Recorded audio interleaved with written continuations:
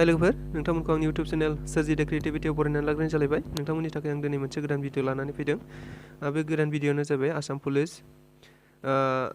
निफ्राय ओंखारनानै फैदों माने आसाम पुलिस दाखालि बावैसो जि जालांनाय आसाम पुलिसनि गुबुन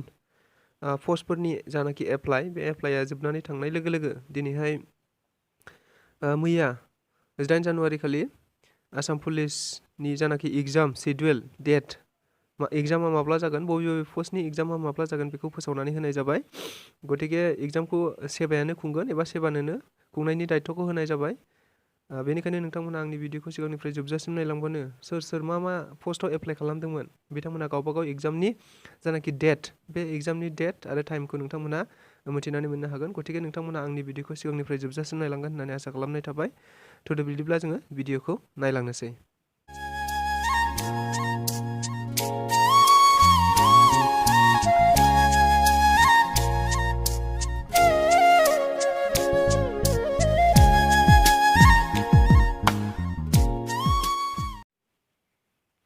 फैदो जों भिडिअखौ नायनोसै भिडिअ जाबाय मैयासो ओंखारनानै फैदों बे भिडिअआ मैयासो ओंखारनानै फैदों माने 18 जानुवारि 2022 मायथाइयाव बियो ओंखारनानै फैदों माने आसाम पुलिसनिफ्राय दा state level police recruitment board बेनिफ्राय ओंखारनानै फैदों डेट बिसोरो मा खालामनानै होदोंनो Assam decided that the board of secondary education Assam will be nodal agency to conduct the following written test exam माने सेबानो माने स्टेट लेभेल पुलिस रिक्रुटमेन्ट बर्डआ मा होनो सेबानो मा खालामबाय एग्जाम खुंनायनि गासैबो दायित्वखौ बिथांमोना होनाय जाबाय मा एग्जामखौ बेयाव खुंनाय जागोन आसाम पुलिसनि जों नायदो 1 नम्बराव होदों मा कम्बाइन्ड रिटेन टेस्ट मा कम्बाइन्ड रिटेन टेस्ट होदों बेयाव जों नायदो जेनेबा इयाव दङ 2391 post of constable Annam branch बियो and 4271 post of constable Am branch माने सिलाय लाग्रा आरो सिलाय लायै इन आसाम पुलिस बेखौ बिथांमोनहा कम्बाइन्ड टेस्ट जागोन मा होनो सेबाया खुंनानै होगोन एग्जामखौ आरो मोनसे बियाव दङ मा 813 post of constable in APRO नि कनस्टेबल पस्टखौ बिथांमोनानो खुंनानै होगोन आरो मोनसेया मा 788 post of constable etc in F आरो ES बेखौ बिथांमोनहा सेबायानो खुंनानै होगोन माने बे एग्जामफोरा कम्बाइनलि जागोन ओमफ्राय मोनसेया सियाव मा दङ 754 post of constable गार्डमेन्ट under DGCD and CGHE बेखौ बिथांमोनहा खुंनानै होगोन बे माने बे एग्जामा कम्बाइनलि जागोन रिटेन टेस्ट जासिगोन बेखौ सेबायानो खुंनानै होगोन माने नैबे state level police recruitment board आसामा मा होनो बिथांमोननो सेबानो दायित्व होनाय जाबाय बे एग्जामखौ खुंसिगोन गतिके नैबे कम्बाइन्ड एग्जाम जागोन बेयाव मोनथाम दङ बे मोनथाम बाहागो कम्बाइनलि जागोन एग्जामफोरा ओमफ्राय 2 नम्बराव मा दङ written test for 154 post of constable in AISF battalion SI बेटालियननि बिथोनखौबो बिसोरनो खुंगोन आन्डार मानि आन्डाराव सोलियो होन्दों बियो DGCD and CGHE बेनि आन्डाराव जानाखि रिटेन टेस्ट जागोन 154 post of constable बेखौ बिथांमोनानो खुंनानै होगोन ओमफ्राय 3 नम्बराव मा होन्दों 3 नम्बराव जों नायनो हायो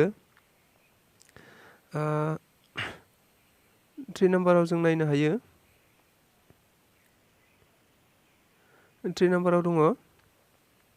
माने कम्बाइन्ड रिटेन टेस्ट बेबो कम्बाइनलि जागोन नैबेयाव मोनथाम होनाय दङ बे मोनथामा कम्बाइनलि जागोन एबा मोनसेयावनो हयथ' बियो जागोन 306 माने 306 post of सब इन्सपेक्टर आर्म ब्रान्चनि जागोन बियो माने सिलाय लानाङै मोनसे SI सब इन्सपेक्टर आसाम पुलिसनि सब इन्सपेक्टरखौ बिसोरो खुंनानै होगोन 320 एबा 320 post of सब इन्सपेक्टर आर्म ब्रान्च एबा सिलाय लाग्रा कमान्ड' बेटालियन बिथांमोना बेखौबो सेबायानो खुंनानै होगोन ओमफ्राय सियाव मा दङ 10 post of assistant deputy controller माने जुनियर सिभिल डिफेन्स आन्डार DGCD आरो CGHE बे मोनथामा कम्बाइनलि जागोन माने बे मोनथामखौ कम्बाइनलि एग्जाम खालामनाय जागोन 3 नम्बराव ओमफ्राय बिनि 4 नम्बराव मा दङ कम्बाइन्ड रिटेन टेस्ट फर नैबेबो कम्बाइनलि जागोन मा होनो 705 माने 705 post of constable arm branch आरो 1429 post of constable arm branch in Assam police बेखौबो बिथांमोनानो खुंनाय जागोन। गतिके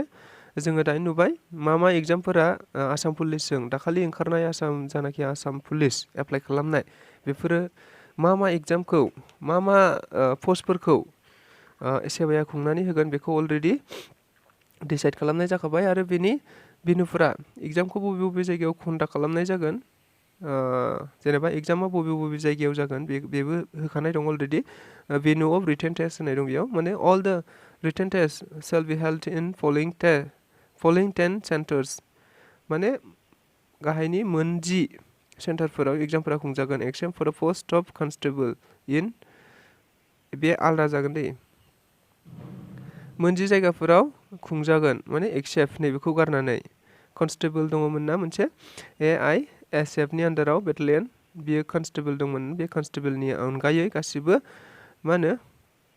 10 जायगायाव खुंजागोन होननानै बेयाव लिरनाय दं। मा होनदों ओमफ्राय मोनसे होनदों द रिटेन टेस्ट अफ द कनस्टेबल अफ AISF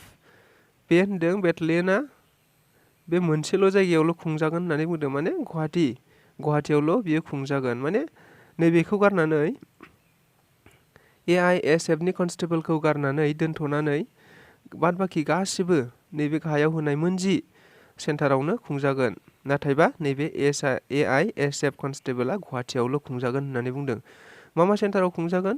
गुबुन पस्टफोरा नैबेयाव होनाय दङ गासै 10 बेयाव सेन्टार होनाय दङ मा होनो तिनिसुकिया जरहाट डिफु सिलचर गुवाहाटी बङाइगाव क'क्राझार तेजपुर नगाव आरो हाफ्लं बे 10 जायगायाव नैबे जानाखि आसाम पुलिस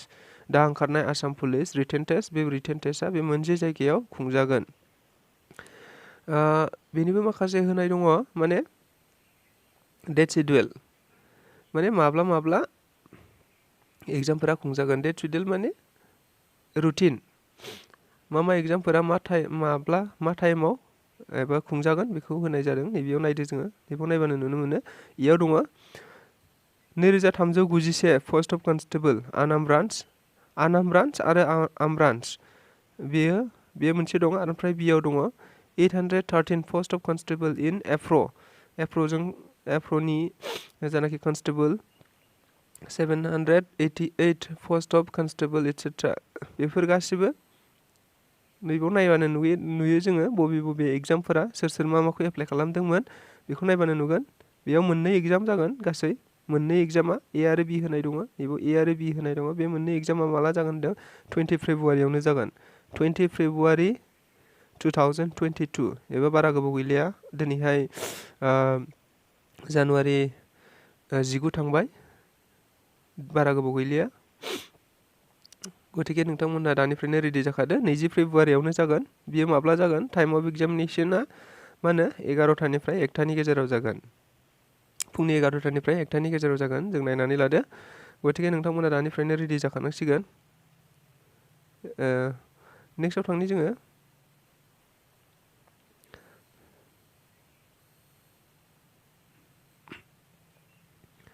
नेक्स्टआव दङ नैबेयाव 154 post of constable in SI battalion बेयो माब्ला जागोन होनदों SI बेटालियनखौ बुंदों दहाय गुवाहाटियावल' जागोन होननानै मोनसेल' जायगायाव जागोन बेयो गुवाहाटियावल' बे जाहैबाय 27 फेब्रुवारियाव बियो जागोन माब्लानिफ्राय 11थानिफ्राय 1थानि गेजेराव बियो जागोन माने गुवाहाटियावल' जागोन नैबे मोनसेया अनलि गुवाहाटि ओमफ्राय नेक्स्टआव दङ SI एग्जाम जागोन बियो 306 पोस्ट अफ सब इन्सपेक्टरनि आर्म ब्रान्च आनाम ब्रान्च बेजों लोगोसे आसाम कमान्ड'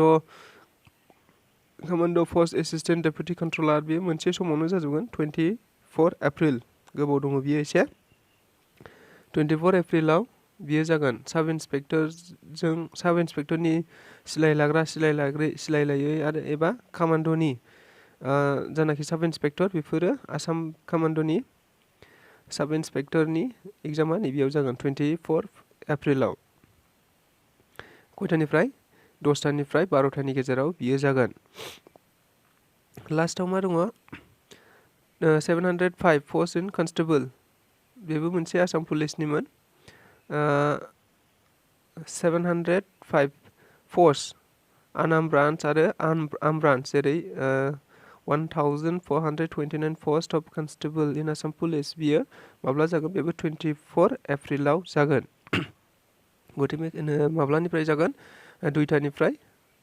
4टानि गेजेराव बे जागोन। गतिके नोंथांमोनहा दानिफ्रायनो रेडि जाखादो। डेटफोरा बारा गोबाव गैलिया सोर सोर माबे समाव सोर सोर बबे पस्टखौ एप्लाइ खालामदोंमोन नोंथांमोनहा दानिफ्रायनो नायनानै लादो। एग्जामा सोर सोरना माब्ला जागोन बेखौ नोंथांमोनहा दानिफ्रायनो नायनानै लादो। एडमिटआबो हयथ'बा फेब्रुवारि हाबनाय लोगो लोगो हयथ'बा मोनगोन। गतिके नोंथांमोनहा दानिफ्रायनो रेडि जाखादो। स' भिडिअखौ सिगांनिफ्राय जोबजासिम नायनायनि थाखाय गोजोननाय थाबाय। गोजोन्थों।